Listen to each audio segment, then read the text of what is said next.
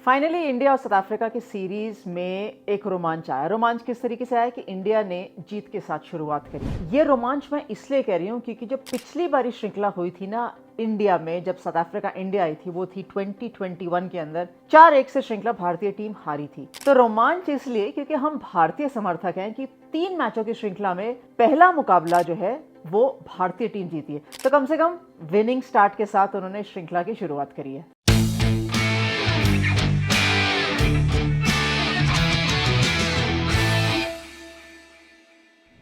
अब दो तरीके से इस मुकाबले को, जिस तरीके से भारतीय टीम खेली जीती को देखने के लिए कि भारतीय टीम क्या और बेहतर कुछ कर सकती थी, क्या उनकी प्रिपरेशन सही थी, ये एक तरीका है। और दूसरा तरीका ये कि कितना बढ़िया कमबैक किया भारतीय टीम ने, जब पहले बैटिंग करी और रन्स बनाए और फिर वापस आके साउथ अफ्रीका को कम स्कोर पे आउट किया, रिस्ट्रिक्ट किया।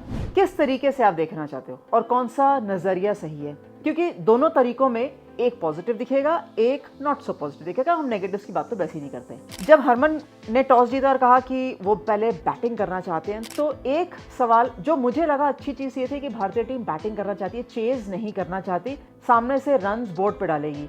क्योंकि बेंगलुरु में ज़्यादातर चेज करते हुए कॉमन आपने सुना होगा कि चेज करना अच्छा होता है, एक्सेट्रा एक्सेट्रा एक्सेट्रा। तो भारतीय टीम रन बनाना चाहती थी, बहुत अच्छा किया। दूसरा पॉजिटिव ये था कि आशा शोभना जो है लेग स्पिनर, उनको डेब्यू दिया गया।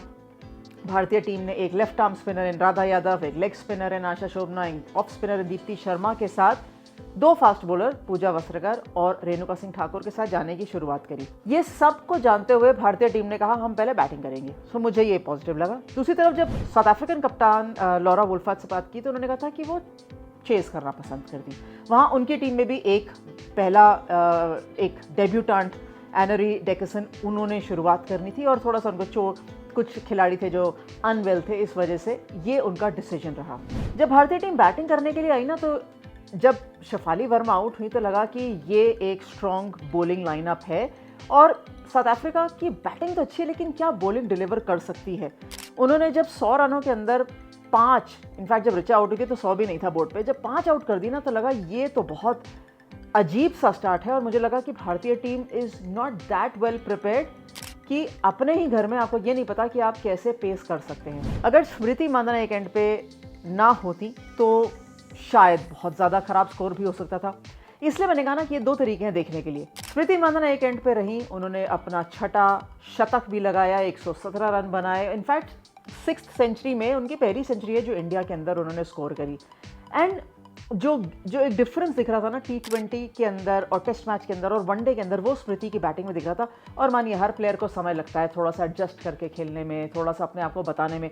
एंड वुमेन्स टीम इतने ज़्यादा मैचेस नहीं खेलती कि आप आज जो बदलाव करेंगे वो कल परसों तरसों बहुत जल्दी ट्राई करेंगे, बिकॉज फॉर्मेट बहुत जल्दी चेंज होता है और मैचेस इतनी फ्रीक्वेंटली आते नहीं हैं। सो मुझे लगा वो क्वालिटी नॉक थी स्मृति के लिए खुद भी, because as a top class batter आप चाहते हैं कि आप रन्स करें और आपका नाम हमेशा टीम जीतने में गिना जाए वो रन्स के साथ। अगर स्मृति नहीं होती तो शायद इतने रन नहीं बनते, क्योंकि वो जो 2 साझेदारी थी, पहले उन्होंने जेमी के साथ बनाई, उसके बाद दीप्ति शर्मा के साथ एक अच्छी साझेदारी बनाई 50+ रन्स की, फिर पूजा वस्त्रकर के साथ एक साझेदारी बनाई। टुवर्ड्स द एंड भी भारतीय टीम स्मृति के आउट होने के बाद भी मैनेज कर पाई थी 250 के ऊपर जाने। फिर लास्ट 10 ओवर्स बहुत ही अच्छे साबित हुए थे भारतीय टीम के लिए। 74 रन भारतीय टीम ने बनाए थे लास्ट के 10 ओवर्स में, सो दैट वाज गुड। अब जब डिफेंड करने भारतीय टीम उतरी तो मुझे ये लगा था कि शायद ये रन्स काफ़ी नहीं है और साउथ अफ्रीका या तो 42-43 ओवर्स में चेस कर जाएगा या ये 1 साइडेड हार जाएगा। ये ऐसा अनुमान था, ज़रूरी नहीं था कि जो मैंने सोचा वो सही होगा। और उसी बीच रेणुका सिंह ठाकुर ने एक इन स्विंगर गेंद पर कप्तान लॉरा वुल्फाट को बोल्ड कर दिया। यहाँ से शुरू हुआ मुकाबला जो साउथ अफ्रीका का चेज का था। अब अगेन साउथ अफ्रीका के सामने 2 तरीके थे कि क्या वो मारजान काप के ऊपर वो इतना अनुभव दिखाएं या एक एक्सपेक्टेशन रखें, सुनेलीस के साथ रखें, या अपने बाकी बैटर्स आने के बॉश या जैस्मिन ब्रिट्स का रखें, क्योंकि ये बैटिंग लाइनअप चेस कर चुका है साउथ अफ्रीका का पहले और उन्होंने वो दमखम है दिखाया भी है इंटरनेशनल क्रिकेट में, चाहे वो ऑस्ट्रेलिया के विरुद्ध हो, चाहे वो श्रीलंका के विरुद्ध हो। लेकिन वहाँ कप्तान की कंट्रीब्यूशन हमेशा रही है, दैट इज़ लॉरा वुल्फाट। वो दिखने को नहीं मिली पहले मैच में, वहाँ पर दबाव थोड़ा ज़्यादा पड़ा। दूसरी तरफ मैं फिर कहूँगी कि जिस तरीके से हमारे भारतीय स्पिनर्स ने गेंदबाजी करी, जो लाइन और लेंथ उन्होंने पकड़ी, गेंदबाजी कंसिस्टेंसी दिखाई, whether it was Deepti Sharma, outstanding. सिर्फ विकेटों की वजह से नहीं, मुझे लगा पूरे मैच में उनका स्पेल उठा के देखिए, इतनी बढ़िया गेंदबाजी, इनफैक्ट एक समय तो था उन्होंने शायद 4 या 5 ओवर डाले थे, 2 विकेटें उनके नाम थी और 9 रन थे। Brilliant spell. अगर यहाँ से साउथ अफ्रीकन टीम चेस करने की तरफ भी जाती ना, तो ये जो स्पेल था एज अ बॉलर, वो बहुत अच्छा खासा दबाव डालता है बैटर्स के ऊपर। सामने से जब आशा शोभना आई तो उन्होंने भी वैसी ही गेंदबाजी करी लेग स्पिनर के तौर पे, और पहला मुकाबला खेल रही थी। आई एम श्योर नर्वस होंगी क्योंकि फर्स्ट वनडे इंटरनेशनल था, T20 खेली है, WPL खेली है, लेकिन वो क्या प्रेजेंटेशन पे बड़ी अच्छी स्पीच थी।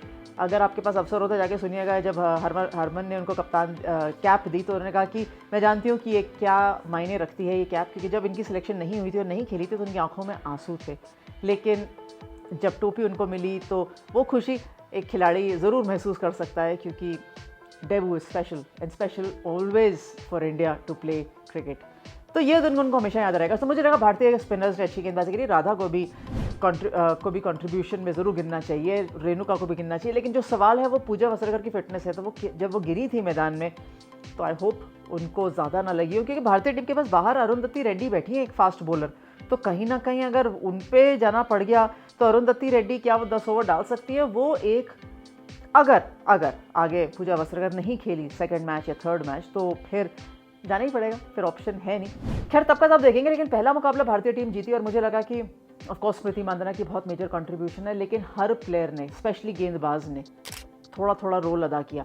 फील्डिंग की बात ज़्यादा नहीं करेंगे क्योंकि फील्डिंग इतनी अच्छी थी नहीं, सरप्राइजिंगली बेंगलुरु के आउटफील्ड पे इतनी बढ़िया फील्डिंग रही नहीं। बट अगेन वनडे इंटरनेशनल जब T20 से शिफ्ट होकर ODIs में आता है ना, तो थोड़ा टाइम लगता है, क्योंकि लंबा सा फॉर्मेट है, लेकिन फिर भी लिमिटेड ओवर्स है, ज़्यादा पेशेंस चाहिए, लेकिन फिर भी ज़्यादा समय ले नहीं सकते, तो वो शिफ्ट पाने में थोड़ा समय लग जाता है।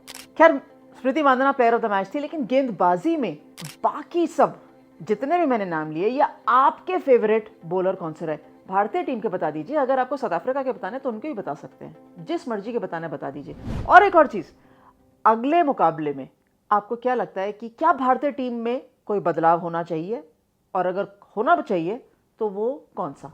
ये मैं नहीं कह रही, ये आप बतलाएंगे। मैं नहीं कह रही बदलाव होगा, आपको लगता है कि नहीं वो आप बताइए, है ना। Thanks very much for watching different strokes.